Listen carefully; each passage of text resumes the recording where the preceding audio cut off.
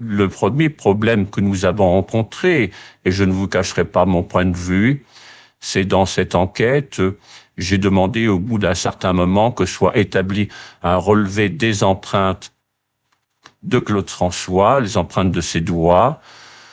Donc ce relevé devait nous apporter certaines informations sur sa présence dans sa salle de bain, parce que nous avons eu le doute si sa douche ou son bain a été pris chez lui ou hors de sa maison. Il est possible, comme que François possède un moulin, que son corps a été à un moment donné transporté par quelqu'un.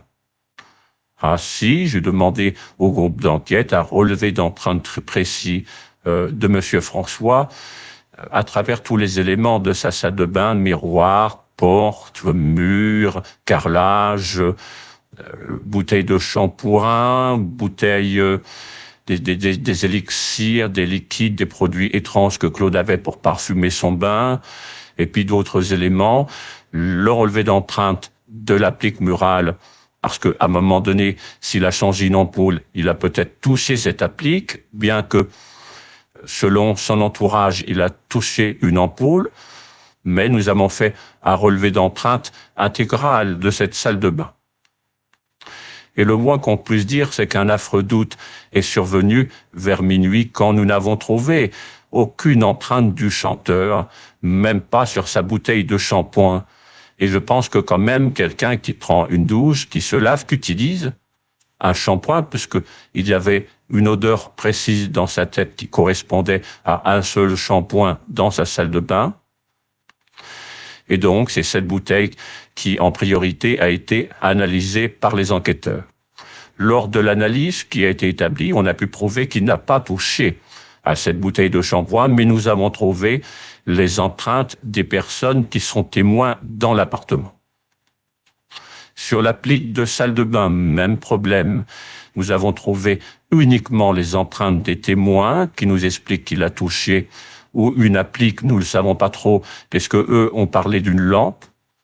Mais évidemment, pour changer une lampe, il peut avoir pris un appui sur son applique. Et étrangement, nous n'avons trouvé ni sur la lampe, ni sur l'applique la moindre empreinte digitale qui appartiendrait à Monsieur François. C'est donc un mystère, cette électrocution dans une salle de bain où aucun élément ne peut vraiment relier une électrocution à la personne.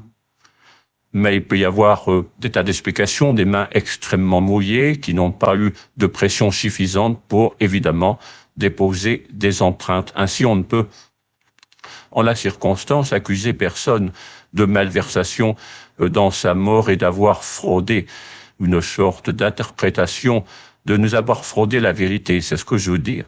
Mais il est clair que l'absence d'empreintes m'a conduit, dans la soirée, très tard, à demander une autopsie de Claude François et que sa famille participe de bon cœur, et même si c'est très dur, à cette autopsie pour évaluer le sang et la toxicologie de Claude quand il a touché cette applique.